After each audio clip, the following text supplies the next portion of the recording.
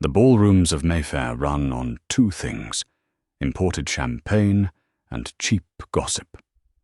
When the Duke of Hawley announced he was marrying a nameless parish orphan, his family laughed. They thought she would cower. They thought the suffocating weight of the aristocracy would crush her.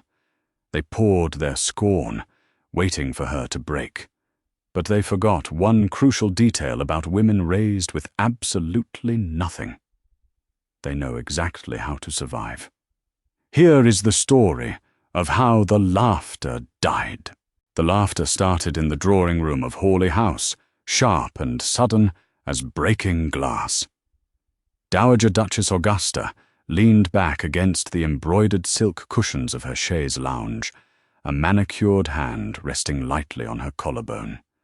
She did not laugh with her eyes. Her eyes were flat, assessing, fixed on the young woman standing beside her eldest son. "Samuel, darling," Augusta said, dabbing the corners of her mouth with a lace handkerchief. "You always did have a remarkably dry sense of humor. A parish foundling? Really?" Samuel Pendleton, the 9th Duke of Hawley, did not smile. He stood by the fireplace, his broad shoulders blocking the warmth of the hearth. He was 32, a man who had spent the last 5 years dragging his family's heavily mortgaged estates back from the brink of ruin. He had no time for parlor games. "It is not a jest, Mother," Samuel said. His voice was quiet. It carried the immovable weight of a falling stone. "Hannah and I are to be married at the end of the month. You will make the necessary preparations." Beside him, Hannah Hayes remained perfectly still. She wore a sensible grey wool dress that had been mended twice at the elbows. In a room dripping with gilt mirrors and imported damask, she looked like a sparrow that had flown into a gilded cage, but her chin was level. Her gaze was steady. She felt the burning stares of Samuel's siblings. Lord Colin, lounging by the window with a crystal glass of brandy, snorted openly. Lady Clara, seated rigidly at the pianoforte, hid a sneer behind her sheet music. Hannah knew exactly what they saw: dirt, charity, an insult to their bloodline. She had expected this. You do not grow up scrubbing the stone floors of the St. Jude Parish orphanage without learning how the world views the penniless. She had spent the last 4 years working as a bookkeeper and paid companion to Samuel's eccentric, estranged aunt in Somerset. That was where Samuel had found her. He hadn't noticed her face first. He had noticed her ledgers. He saw a woman who could make a shilling stretch into a pound, a woman who didn't care for velvet ribbons or idle flattery. He needed a partner to manage the colossal, crumbling empire of Hawley. She needed a roof that wouldn't leak, and a life where she was no longer one missed wage away from starvation. It was a transaction, nothing more. At the end of the month, Augusta's laughter abruptly ceased. The temperature in the room dropped 10 degrees. She stood up, the heavy lavender silk of her gown rustling like dry leaves. "You cannot be serious. You are the Duke of Hawley. You have obligations. You cannot marry a nobody." "Good God, Samuel. Does she even have a surname?" "Hayes," Hannah said. It was the first time she had spoken since entering the room. Her voice was calm, pitched low so they had to strain slightly to hear her. "The parish gave it to me." Colin took a slow sip of his brandy. "How charming." "She speaks. Tell me, Miss Hayes, do you even know which fork to use for the fish course? Or do they serve gruel with a wooden spoon at the parish?" "Colin," Samuel warned, a dangerous edge creeping into his tone.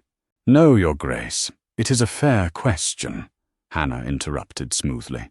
She turned her dark eyes on Colin. "We used wooden spoons, Lord Colin. They are remarkably efficient.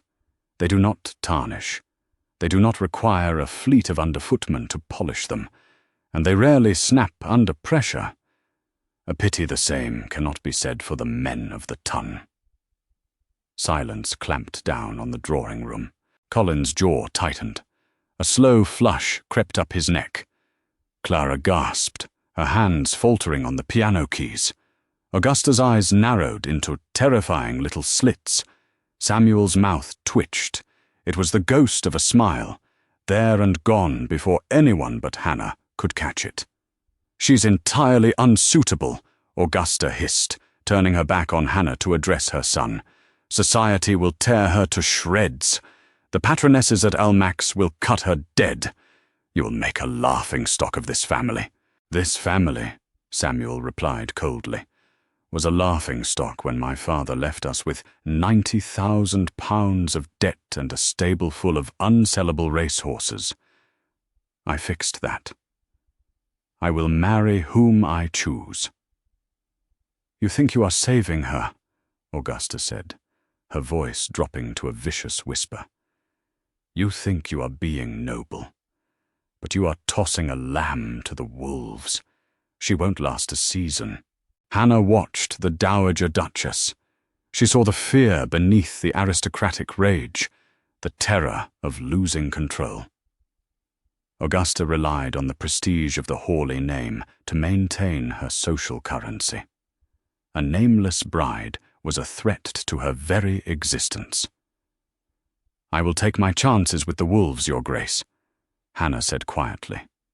Augusta turned her head slowly, looking Hannah up and down with absolute disgust. "Oh, my dear girl," she whispered. "You do not even know what teeth look like." They left the drawing room 10 minutes later. As the heavy oak doors clicked shut behind them, Hannah let out a slow, controlled breath. The air in the hallway was cooler, smelling faintly of lemon wax and old dust. "Are you all right?" Samuel asked. He didn't offer his arm. They weren't built for gentle comforts. "Your mother intends to destroy me," Hannah stated, a matter-of-fact observation. "Yes." Samuel looked down at her. His face was a mask of hard angles. "She will try. Colin will try to humiliate you. Clara will orchestrate whispers. If you wish to back out, Hannah, I will give you a carriage and a comfortable pension. You can leave now. No one would blame you." Hannah looked back at the closed drawing-room doors. She heard the muffled, frantic voices inside. She thought of the cold winters at St. Jude's, the gnawing ache of real hunger, the feeling of being entirely, utterly disposable. "I am not leaving," Hannah said. "But you should tell your mother to cancel the order for the new silver polish." Samuel frowned in confusion. "Why?" "Because," Hannah said, finally looking up at him, "we are going to need the money for the tailor. If I am to be a duchess, I refuse to look like a victim." The 3 weeks leading up to the wedding were a masterclass in psychological warfare.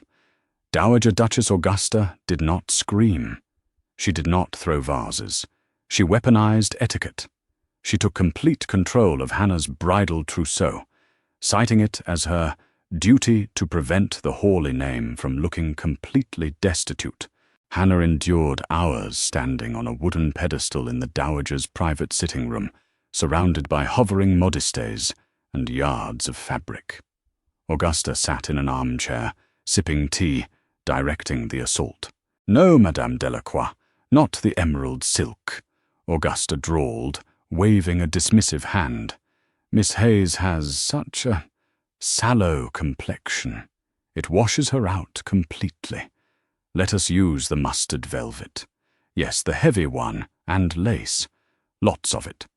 We must distract the eye from her shoulders. They are terribly broad. Peasant stock, one assumes." Hannah stared straight ahead at the flocked wallpaper. The mustard velvet was hideous. It was stiff, heavy, and undeniably garish. It would make her look like an oversized, upholstered footstool. That was the point. Augusta wanted her to look ridiculous. She wanted society to point and laugh. Madame Delacroix, the French seamstress, looked apologetically at Hannah through the mirror. Hannah simply blinked slowly in response, a silent command to proceed. Let Augusta buy the ugly silk. Hannah had other plans. She spent her evenings not in her assigned bedchamber, but in the bowels of Hawley House, the servants' quarters. The aristocracy believed servants were invisible. Hannah knew they were the blood pumping through the veins of the estate. On her fourth night, she walked into the kitchens. The room went dead silent. Kitchen maids froze, their hands submerged in sudsy water. The cook, a terrifyingly large woman named Mrs. Higgins, dropped her meat cleaver onto the butcher's block with a heavy thud. Ladies did not enter the kitchen. Future duchesses certainly did not. Miss Hayes, Mrs. Higgins said, wiping her floury hands on her apron, her eyes narrowed with deep suspicion. Are you lost? Not at all, Mrs. Higgins, Hannah said. She walked over to the massive iron stove, absorbing the heat. I came to look at the ledger. Mrs. Higgins bristled. The Duke manages the household accounts, or the steward. The Duke is busy managing the tenant farms, and the steward is overpaying for flour by nearly 4p a sack, Hannah said mildly. She pulled a small, worn notebook from her pocket. I noticed the bread tasted slightly of sawdust yesterday. You are using the miller in Cheapside. He cuts his grain. If you switch to the miller on Blackfriars Road, you get a finer grind for less coin, and you won't have to over-knead the dough to get a proper rise. Mrs. Higgins stared at her. The kitchen maid stopped breathing. Hannah looked up.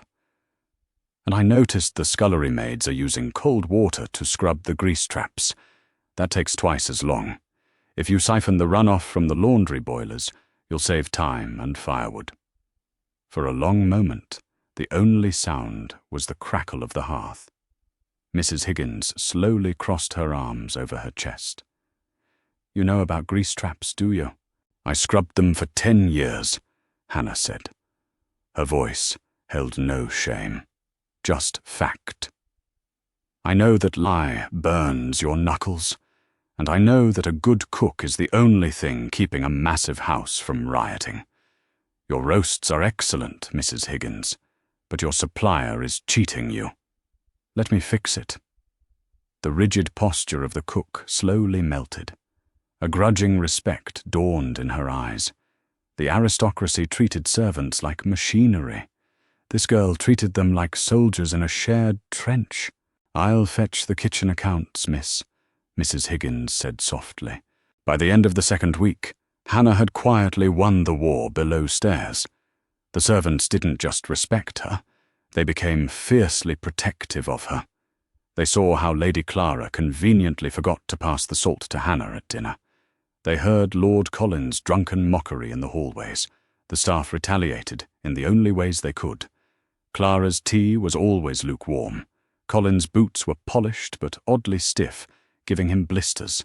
Augusta remained oblivious to the quiet rebellion. She was too focused on her final trap. 2 days before the wedding, Augusta hosted an intimate dinner party. Just family and a few close acquaintances, she told Samuel smoothly. Hannah knew exactly what it was, an ambush. She walked into the dining room, wearing a simple, dark blue gown, one she had altered herself from a cast-off given to her by Samuel's aunt. It lacked lace or jewels, but it fit her perfectly. Seated at the long mahogany table were 10 guests, lords, ladies, and a visiting French diplomat, the Marquis de Lafayette's nephew, Monsieur Rousseau. Augusta deliberately placed Hannah between Rousseau and an elderly deaf earl. I do hope you can converse with Monsieur Rousseau, Hannah, Augusta said loudly from the head of the table. The crystal clinked as the room grew quiet, waiting for the slaughter. He speaks very little English. Such a pity, Augusta smiled. It was a vicious, triumphant thing. She fully expected Hannah to sit in agonizing silence for 2 hours, proving her utter lack of refinement to the cream of society. Monsieur Rousseau turned to Hannah, offering a polite but strained smile. He braced himself for the awkwardness. Hannah picked up her soup spoon. She looked at Rousseau and smiled. Il fait un peu froid à Londres, n'est-ce pas, monsieur? It is a bit cold in London, isn't it, sir? Hannah said. Her accent was flawless. Not the stiff textbook French of a debutante, but the fluid, elegant phrasing of a native speaker. Rousseau's eyebrows shot up. Vous parlez français, mademoiselle? You speak French, miss? Couramment. Fluently, Hannah replied, taking a delicate sip of her soup. Un prêtre émigré fuyant la Révolution a trouvé refuge dans ma paroisse. Il m'a appris la langue en échange de portions supplémentaires de pain. An émigré priest fleeing the revolution found refuge in my parish. He taught me the language in exchange for extra rations of bread. She said it so naturally, without a shred of embarrassment about her past, that Rousseau was utterly charmed. He leaned in, captivated. For the next 2 hours, Hannah and the French diplomat engaged in a rapid, brilliant conversation about continental politics, philosophy, and the agricultural reforms in Normandy. Augusta sat at the head of the table, her face frozen.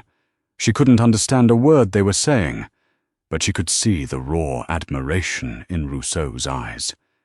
She could hear the musical, confident cadence of Hannah's voice. Colin stared into his wine glass, scowling. Clara looked as though she had swallowed a lemon. Samuel sat at the opposite end of the table from his mother. He watched Hannah, his dark eyes intense, tracking the slight curve of her lips as she made the diplomat laugh. Samuel reached for his glass, taking a slow sip to hide his smirk. He hadn't known she spoke French. He realized with a sudden, sharp jolt of clarity that there were many things he didn't know about his future wife. After dinner, as the men retired for cigars and the women withdrew to the drawing room, Colin caught Hannah in the dimly lit corridor. He smelled of heavy wine and expensive cologne. He blocked her path. A parlour trick. Colin slurred slightly, leaning in close. You think speaking the language of a bunch of decapitated royals makes you one of us? Hannah did not step back. She held her ground. I know I am not one of you, Lord Colin, she said quietly. Then walk away, he whispered, his eyes glittering with malice. He reached into his coat and pulled out a heavy envelope. He shoved it against her chest. There is £500 in there. It's more money than you've ever seen. Take it. Disappear before Saturday. Samuel only pities you. He'll grow tired of the stench of poverty on you within a month. Hannah looked down at the envelope. She reached up and took it from his hand. Colin smiled, a nasty, victorious smirk. Smart girl. Hannah walked over to the small table holding a silver candelabra. She didn't open the envelope. She simply held the corner of it to the flame. The paper caught instantly. Colin's jaw dropped. Are you mad? That is £500! Hannah watched the fire eat the edges, illuminating her face in sharp relief. When the flames crept close to her fingers, she dropped the burning envelope onto the stone hearth, watching it curl into black ash. She turned back to Colin. Her eyes were empty of fear. Your brother's debts are staggering, Hannah said, her voice dropping to a freezing whisper. You are spending money that does not exist. Keep your bribes, Lord Colin. And next time you try to intimidate a woman who has survived on boiled cabbage and ice-water baths, try to bring something more threatening than paper. She walked past him without a second glance. Colin stood in the hallway, staring at the ashes on the stone, his smugness completely shattered. The morning of the wedding was pale and overcast, the sky the colour of hammered pewter. St. George's in Hanover Square was packed to the rafters. The pews were crammed with dukes, earls, viscounts, and their gossiping wives. They had come for blood. They had come to see the Duke of Hawley marry a beggar. In the vestibule of the church, Augusta stood waiting with Samuel. The dowager wore a triumphant look. Today was the day Hannah would wear the mustard velvet monstrosity, The entire ton would see her looking like a garish, tasteless clown. It would forever brand her as an outsider. "It is not too late, Samuel," Augusta whispered, adjusting her silk gloves. "You can still annul this madness." Samuel ignored her, staring straight ahead at the heavy oak doors. The organ began to play. The heavy doors groaned open. Augusta turned, a sneer already forming on her lips, ready to see the hideous yellow gown. The sneer died on her face. Hannah stood in the doorway. She was not wearing the mustard velvet. She wore a gown of pure, breathtakingly simple white silk. It had no ruffles, no heavy lace, no garish embroidery. It was tailored with such exacting precision that it moved like liquid glass around her body. The neckline was elegant and modest, drawing the eye up to her long neck and the sharp, striking angles of her face. Her dark hair was swept up into a severe, elegant twist, held in place by a single silver comb. She did not look like an orphan. She looked like a Roman statue brought to life, cold, regal, and utterly untouchable. A collective, stunned hush fell over the 300 aristocrats in the pews. The whispering stopped instantly. Augusta's face went chalk white. She whipped her head around, looking for Madame Delacroix in the back rows. How had this happened? She didn't know that 3 days ago, Hannah had handed the mustard velvet dress to Mrs. Higgins and told her to cut it up for dust rags. She didn't know that the estate's seamstresses, loyal to Hannah after she had secured better coal for their drafty workrooms, had stayed up for 2 consecutive nights, altering a plain silk gown Hannah had bought at a fraction of the cost from a warehouse in Cheapside. Hannah walked down the aisle. She did not lower her eyes. She met the stares of the ton with a cool, unblinking gaze. Samuel watched her approach. His chest tightened. For the first time in his life, the impenetrable wall of duty and exhaustion that shielded his heart cracked. He had wanted a capable partner. He had not expected a queen. When she reached the altar, Samuel took her hand. Her fingers were cold, but her grip was firm. "You look," Samuel murmured, his voice tight. "Formidable." "We have a war to win, Your Grace," Hannah whispered back, her eyes fixed on the altar. "I dressed for it." The ceremony was a blur of ancient Latin and heavy incense. When they turned to face the congregation as the Duke and Duchess of Hawley, Hannah felt the sudden, crushing weight of the title. It was invisible, but it was there, settling over her shoulders like an iron mantle. The reception at Hawley House was an exercise in high-stakes maneuvering. The ballroom was suffocatingly crowded. Augusta was desperate. Her wardrobe trap had failed. Her dinner trap had failed. She needed a killing blow. Halfway through the breakfast, as Hannah was expertly navigating a conversation with the intimidating Duchess of Devonshire, the crowd suddenly parted. Lady Caroline entered the circle. She was the daughter of an earl, stunningly beautiful, with spun gold hair and calculating blue eyes. She was the woman Augusta had desperately wanted Samuel to marry. She was also, allegedly, the woman who had broken Samuel's heart before he left for the continent years ago. Caroline stopped in front of Hannah, looking her up and down with an expression of performative pity. "So," Caroline said loudly, ensuring the surrounding lords and ladies fell silent to listen, "you are the new Duchess. Samuel has always been so charitable. Tell me, Your Grace, is it true you grew up without shoes? How fascinating. The transition from mud to marble must be quite dizzying for you." The crowd held its breath. Clara smirked behind her fan. Augusta gripped her champagne flute, eyes gleaming. This was it. The public humiliation. Hannah would either cry, snap in anger, or cower. Any reaction would prove she was base-born. Samuel took a step forward, his jaw tight, ready to intervene and throw Caroline out of his house. Hannah held up a single, gloved hand, stopping Samuel in his tracks without even looking at him. She turned her full attention to Lady Caroline. She did not frown. She smiled.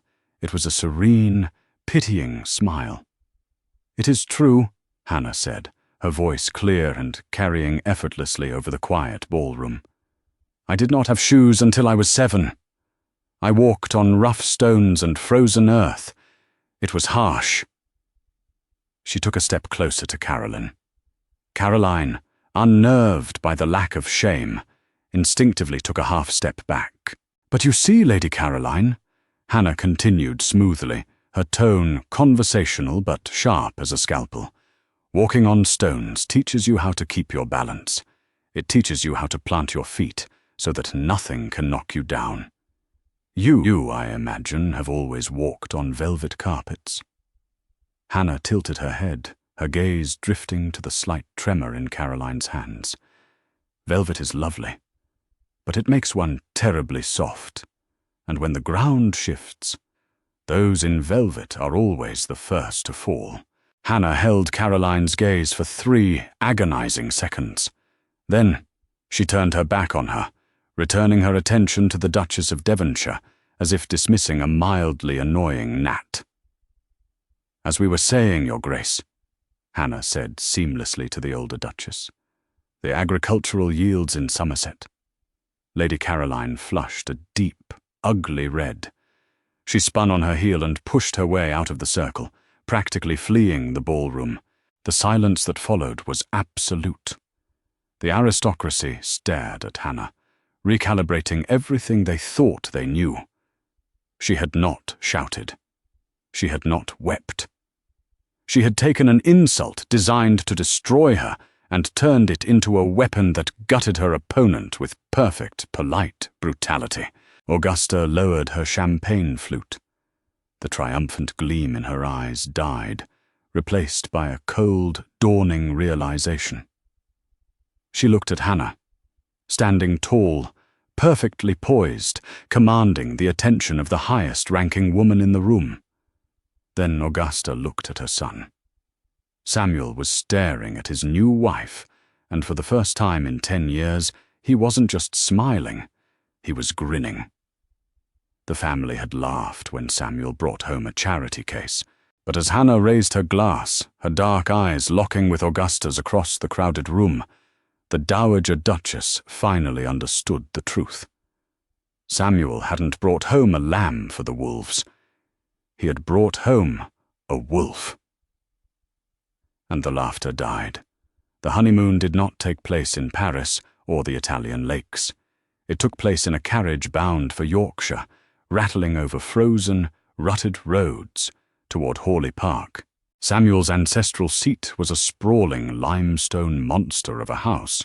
It had 70 bedrooms, 3 distinct wings, and a roof that leaked in 14 different places. When the heavy carriage finally ground to a halt in the sweeping gravel drive, Hannah looked up at the towering facade. The ivy clinging to the stonework looked less like decoration and more like a parasite slowly strangling a dying beast. "Welcome home," Samuel said. His voice was flat. He stepped out and offered her his hand. They did not waste time with grand tours or introductions to the bewildered, skeletal country staff. On her second morning, Hannah dressed in a heavy wool day gown, pinned her hair back tightly, and walked past the grand drawing rooms. She descended into the estate offices, a damp, wood-panelled room smelling of old ink and decay. Mr. Finch, the estate steward, was a portly man who wore waistcoats 3 seasons out of date. He looked up from his desk as Hannah entered, a patronizing smile already fixing itself on his face. "Your Grace," Finch said, rising slowly, as if his joints were made of rust. "I was not expecting you. The morning room has a much better fire if you are looking to sit and read." "I am not looking to read, Mr. Finch," Hannah said. She walked behind the massive oak desk, forcing him to step back. "I'm looking for the main estate ledgers from the past 5 years, specifically the timber yields and The tenant arrearages. Finch's smile faltered. His eyes darted to the locked iron cabinet in the corner. Those are incredibly complex documents, Your Grace. His Grace, the Duke, prefers I handle the minutiae. I wouldn't want to trouble you with— Unlock the cabinet, Mr. Finch. It was not a request.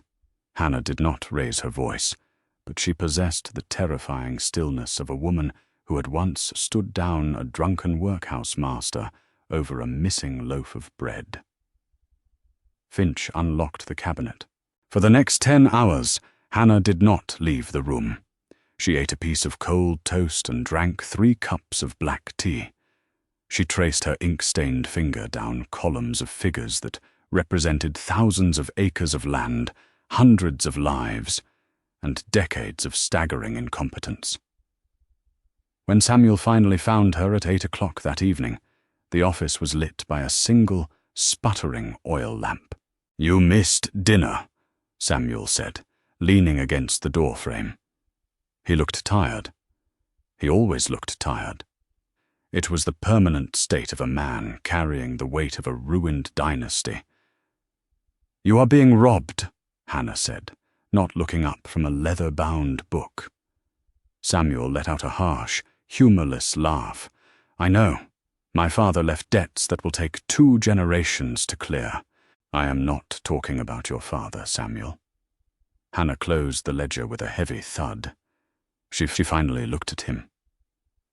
"I'm talking about Finch. He sold 300 acres of old-growth oak from the Western Ridge last spring. He recorded the sale at 4p a foot. The market rate in Yorkshire last spring was 6p. He pocketed the difference." Samuel stopped leaning. He straightened, his eyes narrowing. "Are you certain?" "I am certain of the math, and math does not lie," Hannah said calmly. "He is also charging the tenant farmers a premium for seed grain that you are supposedly subsidizing and keeping the surplus. He has stolen roughly £4,000 from you in 3 years. Samuel walked slowly into the room. He looked at the stacks of paper, the cross-referenced ledgers, the notes Hannah had scrawled in her sharp, precise handwriting. He had spent 5 years trying to stop the bleeding of his estate, riding from farm to farm, exhausted, angry, and alone. He had never thought to look closely at the man holding the bandages. "Finch has been with my family for 20 years, Samuel murmured, anger vibrating beneath his quiet tone. "A parasite can live in a host for a lifetime if the host doesn't bother to check for a pulse," Hannah replied. She stood up, rubbing her temples. "Fire him tomorrow. Send the magistrate after him for the missing funds. I have already drafted the writ of dismissal." She slid a crisp piece of parchment across the desk. Samuel stared at the writ. Then he looked at his wife. She had a smudge of black ink on her chin. Her posture was rigid with exhaustion. She wasn't asking for praise. She was simply doing the job they had tacitly agreed she would do. Samuel picked up the quill resting by the inkwell. He signed his name at the bottom of the writ with a vicious, decisive flourish. "Done," he said. He looked at her, the shadows in the room making his sharp features look carved from stone. "What next, Hannah?" "Next," she said, blowing out the oil lamp, plunging them into the moonlight filtering through the dusty window. "We fix the roof, because I refuse to sleep with a bucket at the foot of my bed." By December, the biting Yorkshire winds howled around Hawley Park, rattling the window panes. But inside, for the first time in a decade, the house was warm. Firing Mr. Finch had sent a shockwave through the county. When Hannah took over the disbursement of funds, she didn't hire a new steward. She did it herself. She bypassed the corrupt local suppliers, negotiating directly with the coal merchants in Sheffield and the timber mills in Leeds. She paid the house staff on time, in full coin, rather than the promissory notes Finch had used. Loyalty, Hannah knew, was not bought with smiles. It was bought with a living wage. The staff of Hawley Park moved with a new, frantic devotion, which was why Dowager Duchess Augusta's surprise letter in mid-December did not induce a panic. "Dearest Samuel," the letter read, "the damp of London is unbearable. I am bringing Clara, Colin, and a small party of 20 acquaintances to Hawley for the hunting season. Do try to have the guest wing habitable, though I have warned everyone to bring their heaviest furs. We arrive on Thursday." It was a siege tactic. Augusta knew the estate was strapped for cash. A party of 20 aristocrats meant roaring fires in every room, an endless flow of French wine, 5-course dinners, and a small army of valets and maids to quarter. She intended to bankrupt them and humiliate Hannah in one stroke. When Samuel read the letter at breakfast, he crushed the parchment in his fist. "I will write back and tell her the roads are impassable." "Don't," Hannah said, buttering her toast. "Let them come." Samuel looked at her like she had lost her mind. "Hannah, we cannot afford to host 20 members of the ton. We are barely breaking even on the winter harvest. We cannot afford not to host them," she countered, her dark eyes entirely calm. "If you turn them away, your mother wins. The rumors that Hawley is destitute will destroy your credit with the London banks. They come, we feed them, we smile, and we show them exactly who runs this house." When the 4 heavy carriages bearing the Dowager's crest arrived 3 days later, Augusta stepped out, expecting chaos. She expected shivering footmen and the smell of boiled cabbage. Instead, the massive front doors were thrown open by a line of immaculate liveried footmen. The entrance hall was radiating heat from a roaring fire. The smell of roasted pheasant and hot spices drifted from the kitchens. Hannah stood at the top of the stone steps. She wore a deep green velvet gown, unadorned but cut perfectly to her frame. She looked every inch the Duchess. "Welcome, Your Grace," Hannah said, offering a small, polite nod. "I trust the roads were not too punishing." Augusta's eyes narrowed into slits. She swept past Hannah without a word, her eyes darting around, searching for a flaw. She found none. For the next 5 days, Augusta and her guests tried to break the household. They demanded hot water at 3 in the morning. They sent back perfectly cooked meals, claiming they were cold. They tracked mud into the drawing rooms. Hannah absorbed it all like a stone wall taking a light rain. The hot water arrived in 3 minutes. The meals were replaced instantly. The mud was cleaned before it could dry. The staff, fiercely protective of their new mistress, moved like phantoms, executing her orders flawlessly. The turning point came on the 6th day. A heavy blizzard had swept in overnight, dumping 2 feet of snow across the moors. The hunting party was trapped indoors, playing cards and drinking Samuel's brandy.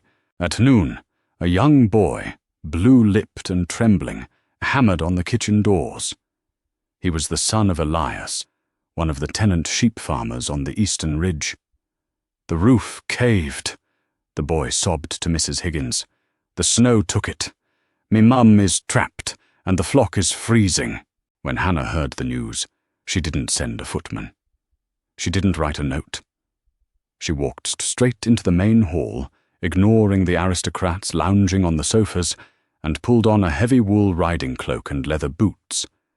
Samuel, who had been listening to Lord Hastings complain about the price of cigars, stopped mid-sentence. "Hannah, what are you doing?" "Elias's roof collapsed," she said, tying the cloak tightly at her throat.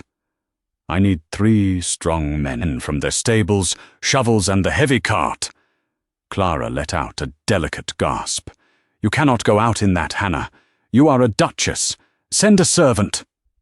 Hannah stopped with her hand on the heavy iron door handle. She turned back to look at the room full of silk and velvet. "A servant cannot authorize the emergency release of estate timber to shore up a falling beam, Clara," Hannah said coldly. "And a servant cannot pull a woman from the rubble fast enough." "I can." She pushed the door open, stepping out into the howling white vortex. She didn't get 5 feet before a large, warm hand clamped down on her shoulder.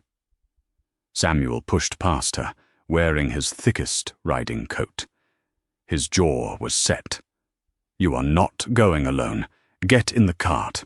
They fought the snow for 2 hours to reach the eastern ridge. When they arrived, Elias's cottage was half buried, the thatched roof caved in under the weight of the ice. Hannah didn't hesitate. While Samuel and the stable hands braced the remaining beams with heavy timber, Hannah waded into the freezing debris.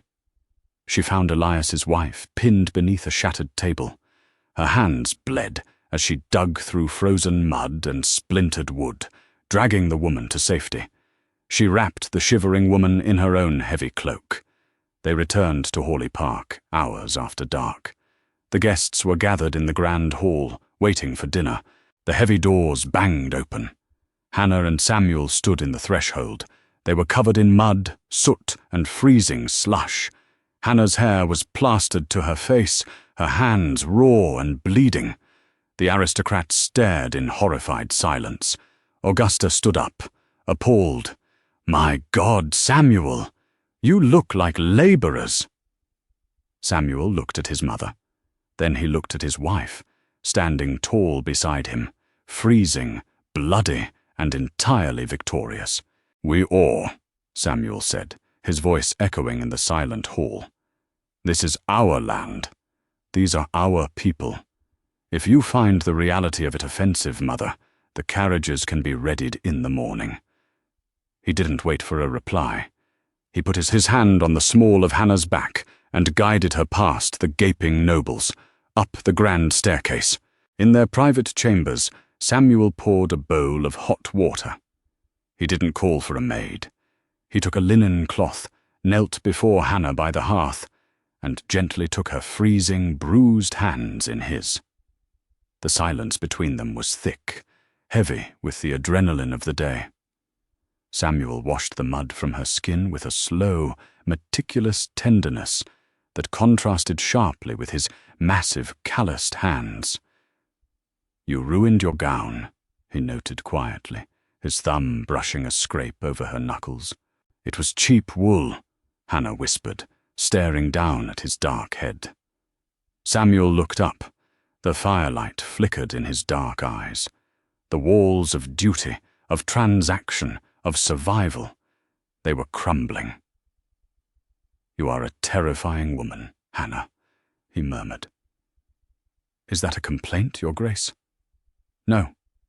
He pressed a slow, lingering kiss to her raw palm. "It is a prayer of thanks. Colin hated the country. He hated the mud. He hated the smell of livestock, and most of all he hated that his older brother had shut off his allowance. He arrived in late February, unannounced, riding a horse that looked entirely blown out. He slipped in through the side doors, avoiding the main hall. He was pale, sweating profusely despite the lingering winter chill, and desperate. He found Hannah alone in the library. She was sitting by the fire, reading a letter from a grain merchant in London. Colin didn't bother with greetings. He locked the heavy double doors behind him with a sharp click. Hannah didn't flinch. She deliberately folded the letter, placed it on the side table, and looked up at her brother-in-law. "You look unwell, Colin," she observed, her tone devoid of sympathy. "Cut the act, you parish rat!"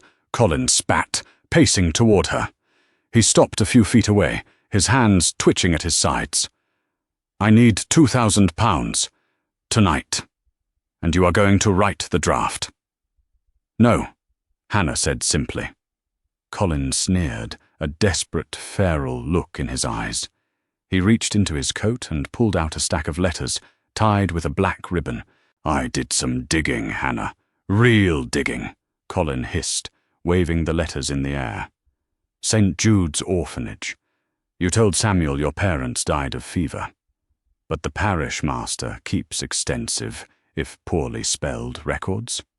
You weren't a legitimate orphan." Your mother was a dockside whore who dropped you at the gates because she couldn't afford to feed a bastard." He smiled, a hideous, triumphant stretching of his lips. "Imagine what Almax will say. Imagine the ton finding out the Duke of Hawley married a dockside bastard. Augusta will have a stroke. The scandal will ruin Samuel. It will ruin the Hawley name forever. £2,000, Hannah. It's a bargain to keep this quiet." Hannah looked at the letters. Then she looked at Colin's sweating face. She leaned back in her chair and crossed her legs at the ankle. "Are you quite finished?" she asked. Colin frowned, confused by the utter lack of panic. "Did you not hear me? I will ruin you." "You won't," Hannah said, standing up. She walked over to the mahogany desk, unlocked the top drawer, and pulled out a thick, legal-looking folder. She dropped it on the desk with a heavy smack. "While you were busy bribing an old workhouse master for gossip, Colin, I was auditing the family trust." Hannah rested her fingertips on the folder. "Specifically, the trust set aside for your sister Clara's dowry. A trust that requires 2 signatures to access. Yours and the late Mr. Finch's." Colin's face went the colour of spoiled milk. The letters in his hand drooped. "Finch was very meticulous," Hannah continued, her voice cold and even. "He kept duplicate receipts of the money he funneled out of Clara's trust and handed directly to you to cover your losses at White's. £15,000 over 4 years, Colin. You stole your own sister's future to pay for your card games." Colin took a step back, hitting the edge of a bookshelf. You can't prove that. Finch is gone. Finch is currently sitting in a debtor's prison in York, singing like a canary in exchange for a lighter sentence," Hannah said. She picked up a single sheet of paper from the folder. "I also took the liberty of contacting your current creditors. The syndicate in Covent Garden.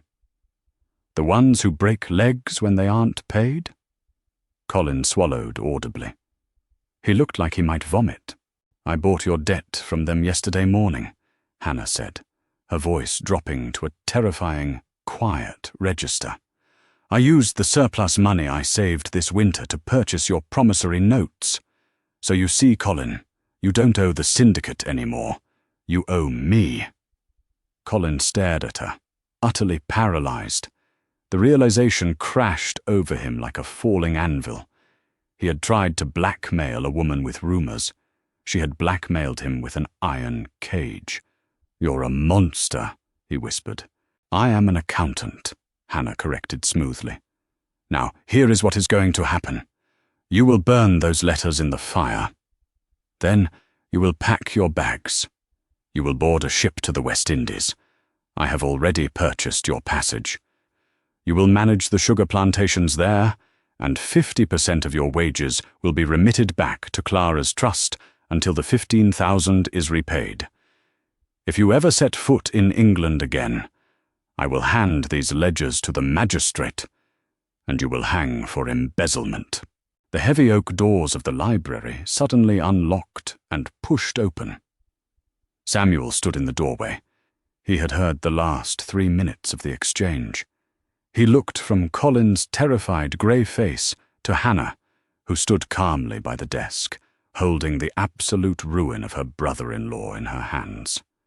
Colin looked at Samuel, a desperate plea in his eyes. Samuel,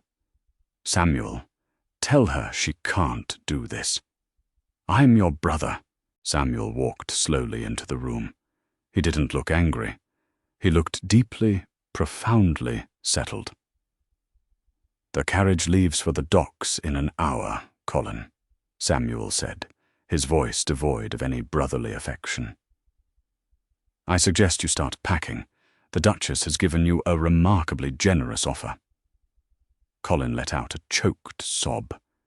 He threw the tied letters into the fireplace, turned, and fled the library, the sound of his frantic footsteps echoing down the hall. Silence fell over the room, broken only by the crackle of the fire consuming the black ribbon. Samuel walked over to the desk. He looked at the legal folder, then up at his wife. "You bought his debt," Samuel said. It wasn't a question. "It was a sound investment," Hannah replied, her chin tilted up, waiting for the reprimand. She had overstepped. She had handled family business without his permission. Samuel reached out. He didn't grab the folder. He grabbed her waist, pulling her flush against his chest. His hands were hard, his grip desperate. Hannah gasped slightly, her hands coming up to rest on his chest. "Samuel, I have spent my entire life trying to protect people who despise me," Samuel whispered fiercely, leaning down so his mouth was a breath away from hers.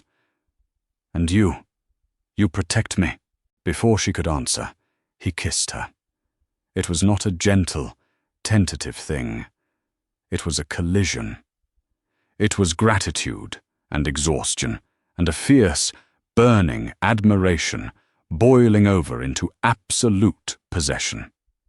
Hannah froze for a fraction of a second, the shock of it wiring her nerves. Then she reached up, burying her hands in his thick hair, kissing him back with the same desperate, starving intensity. They were not a fairy tale. They were two people holding up the ruins of a collapsing world, and for the first time, neither of them had to hold it alone. Spring arrived, and with it, the great migration of the aristocracy back to London. The season was a battlefield of ballrooms, where alliances were forged over tea and reputations were slaughtered in the time it took to eat a cucumber sandwich. Mayfair expected the Duke and Duchess of Hawley to return in disgrace. The rumours of their winter in Yorkshire had morphed into absurdities.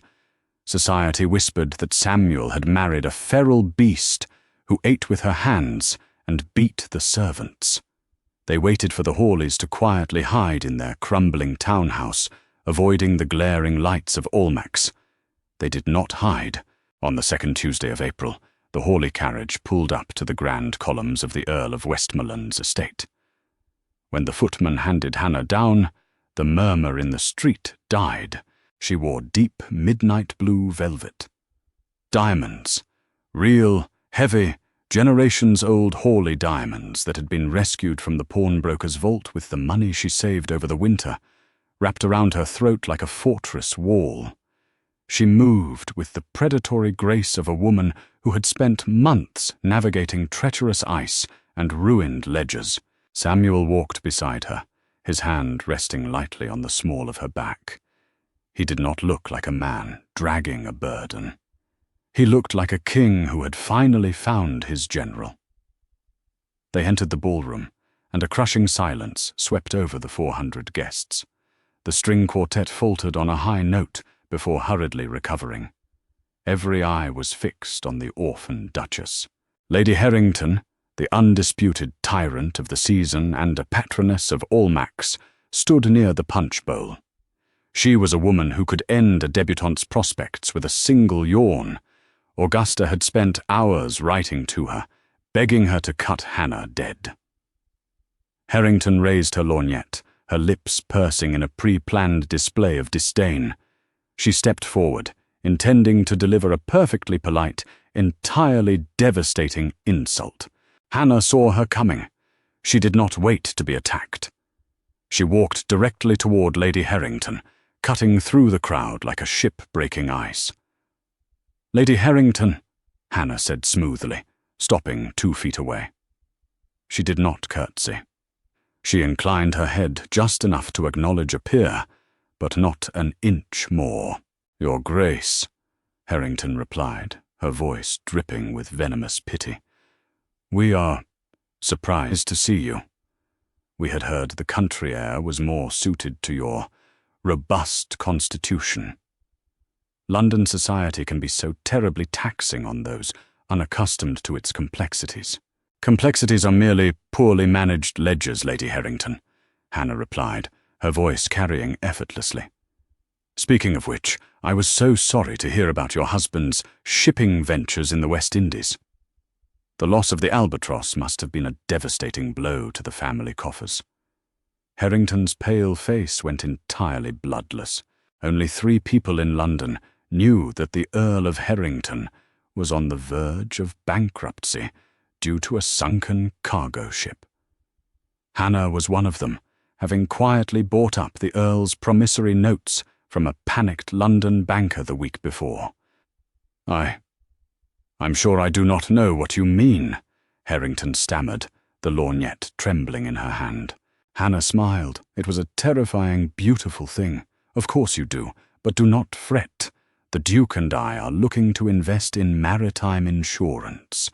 If your husband requires a quiet, private loan to avoid public embarrassment, my steward will be available tomorrow at noon. We prefer to keep our peers from drowning." Hannah held Harrington's terrified gaze for 1, 2, 3 seconds. The message was clear. "I own your debts. I own your reputation." Bow. Lady Harrington swallowed hard. The disdain vanished, replaced by the desperate, clawing instinct of a woman trying to survive. She lowered her lorgnette. She sank into a deep, perfectly executed curtsy. "You are too kind, Your Grace," Harrington whispered. "I shall ensure we are formally introduced to the patronesses tomorrow." Hannah nodded once, dismissing the woman, and turned back to Samuel. Samuel was watching her, his chest rising and falling with a slow, controlled breath. The aristocracy ruled through blood and whisper. Hannah ruled through iron and coin. It was vastly more effective. "Did you just blackmail a patroness of Almack's in the middle of a ballroom?" Samuel murmured as he offered her his arm. "I offered a financial lifeline," Hannah corrected, taking his arm and letting him guide her toward the dance floor. She simply understood the terms of the interest. By midnight, the tide of the season had turned. The ton did not respect goodness. They did not respect charity. They respected power, and Hannah wielded it with a cold, terrifying precision. Lords who had mocked Samuel's marriage now found themselves eagerly seeking the Duchess's opinion on agricultural yields.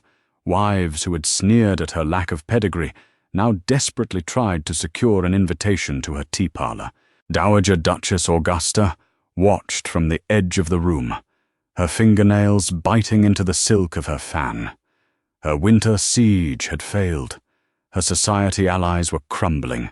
She needed a killing blow, and she knew exactly where to find it. It was the Hawley Spring Ball. 600 guests packed the sprawling London townhouse. The ceilings were painted with fresh gold leaf. The champagne was imported from France. It was a display of absolute, unshakable wealth. Augusta stood near the grand staircase. She wore black silk, looking like a vulture waiting for the battlefield to clear. At the height of the evening, just before supper was to be announced, the heavy front doors opened. A man stepped into the opulent foyer. He did not belong.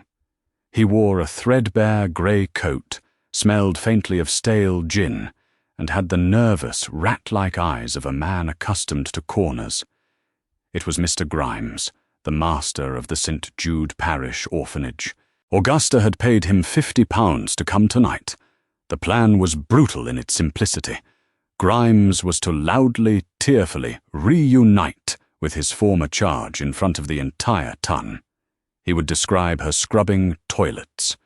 He would describe picking lice from her hair. He would drag the pristine Duchess of Hawley back into the mud so violently that the stench would never wash off. Augusta caught Grimes's eye and nodded toward the centre of the ballroom, where Hannah stood conversing with the Prime Minister. Grimes wiped his sweating brow and pushed his way through the crowd of silk and velvet. "Hannah!" Grimes shouted. His harsh, uncultured voice cracked like a whip over the elegant hum of the ballroom. "Little Hannah Hayes!" The music screeched to a halt. 600 aristocrats turned their heads.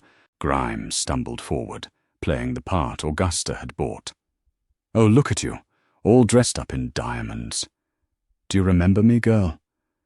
Do you remember old Mr. Grimes, who gave you the crusts from his own table when you were nothing but a starving bastard at St. Jude's? The silence in the ballroom was absolute, suffocating. Clara covered her mouth with her fan. Augusta's eyes burned with vicious triumph. Samuel's face went dark with lethal fury. He stepped forward to physically throw the man into the street, his hands balling into fists. Hannah put a hand on Samuel's chest, stopping him. She did not gasp. She did not blush. She did not run away weeping. She slowly turned to face Mr. Grimes. The diamonds at her throat caught the light of 1,000 candles. She looked at him with the detached, clinical interest of a scientist observing an insect on a pin. "Mr. Grimes," Hannah said. Her voice was not loud, but it possessed a razor-sharp clarity that carried to the furthest corners of the room. "Of course I remember you." Grimes hesitated. This was not the script. She was supposed to deny him, or cry, or scream.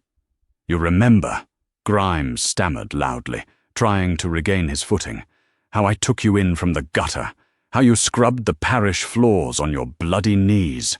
"I remember scrubbing the floors." "Yes," Hannah agreed calmly. She took a slow, deliberate step towards him. The crowd parted around her like the Red Sea. "I also remember that the parish was given a stipend of 3 shillings per child by the Crown for winter coal. And yet, the fires in the children's ward were never lit past November." Grimes froze. The colour began to drain from his face. Hannah took another step. "I remember that the baker in Cheapside delivered 40 loaves of bread a week, paid for by the church tithes. But the children only ever saw 20. I always wondered how you afforded a new carriage on a parish master's salary, Mr. Grimes, until I learned how to read ledgers." A low, collective gasp rippled through the aristocracy. They loved a scandal, but they loved a public execution even more. You lie," Grimes sputtered, backing away as Hannah advanced. "I never lie about numbers," Hannah said, her voice dropping to a freezing, lethal whisper. "You stole from starving children to fund your gin habit, Mr. Grimes, and you have walked into a room filled with magistrates, lords, and the Prime Minister of England to brag about your association with that parish." She stopped. She turned slightly, locking eyes with Lord Hastings, a senior magistrate who stood near the punch bowl. "Lord Hastings," Hannah called out casually, "what is the penalty for embezzling crown stipends meant for orphans? Is it the gallows, or simply a lifetime in the penal colonies at Botany Bay?" Hastings cleared his throat, looking at Grimes with utter disgust. "Botany Bay, Your Grace. Without question." Grimes let out a pathetic squeak. He turned to look for Augusta, desperate for the woman who had brought him here. But Augusta had taken a step back, melting into the crowd, her face pale with terror. She had tried to humiliate her daughter-in-law, and instead, Hannah had weaponized the trauma and turned it into a guillotine. "Get out," Samuel said. The Duke's voice was low, vibrating with a violence that made the chandeliers tremble. He pointed at the heavy oak doors. "Before I have my footman break your legs and throw you into the Thames." Grimes didn't wait to be told twice. He turned and sprinted for the doors, practically tearing them off their hinges in his desperation to escape the hanging judge he had just provoked. When the door slammed shut, the ballroom was dead silent. Hannah turned back to the crowd. She smoothed the skirt of her gown. She did not apologize. She did not explain. "A minor disruption," Hannah said smoothly, picking up her crystal glass of champagne. She raised it slightly. "Now, shall we open the supper room?" The orchestra scrambled to pick up their instruments. The Prime Minister let out a booming laugh, thoroughly entertained, and offered Hannah his arm to lead her to the dining hall. The rest of the ton followed, whispering not about a beggar duchess, but about the terrifying, brilliant woman who ruled the Duke of Hawley. Samuel hung back for a moment. He looked across the room and locked eyes with his mother. Augusta stood alone by the stairs. Her empire was gone. Her weapons were broken. She was nothing but an old woman in expensive silk, entirely obsolete. Samuel didn't say a word. He didn't have to. The war was over. 2 years later, the Hawley estate in Yorkshire did not look like a dying beast. The limestone walls were repaired. The roof no longer leaked. The tenant farms were producing record yields, fueled by crop rotation methods Hannah had mercilessly implemented. The massive debts left by Samuel's father had not been entirely erased. Such things took a lifetime, but the interest was paid, the principal was shrinking, and the Hawley name was once again synonymous with untouchable power. Augusta had been quietly relocated to the dower house in Bath. She claimed the waters were good for her nerves. In reality, she could no longer stand to live in a house where the servants answered to Hannah before they answered to God. It was late October, the air crisp and smelling of wood smoke. Hannah sat in the estate office, a ledger open in front of her. She wore a simple grey wool dress, much like the one she had worn on the day she met the Hawley family. She no longer needed velvet to prove she belonged. The heavy door creaked open. Clara stepped inside. Samuel's younger sister had changed. The sneer was gone, replaced by a quiet, uncertain maturity. With Colin exiled to the West Indies and their mother in Bath, Clara had been left entirely in Hannah's orbit. "Hannah," Clara said hesitantly, clutching a piece of stationery. I received an offer of marriage from Lord Wexford." Hannah didn't look up from her column of numbers. "Wexford is a fool who spends too much time breeding hounds and not enough time managing his copper mines. His estate will be bankrupt in 5 years." "I know," Clara said softly. Hannah stopped writing. She looked up, her dark eyes studying the younger girl. 2 years ago, Clara would have leaped at a title, regardless of the man holding it. "I do not want to marry him," Clara admitted, stepping closer to the desk. She swallowed hard, her pride warring with her necessity. "But I have no money of my own until I am 25. I don't want to rely on Samuel's charity forever. I want to understand what you do, with the numbers. If I can manage my own trust, perhaps I don't have to marry a fool just for a roof." Hannah stared at her. The aristocracy trained its daughters to be ornaments. Clara was asking to be a blacksmith. Hannah reached into the drawer and pulled out a blank, leather-bound notebook. She pushed it across the desk, next to the inkwell. "Sit down, Clara," Hannah said. "We will start with simple compound interest. If you cry, I will throw you out." Clara smiled, a genuine small thing. She pulled up a chair.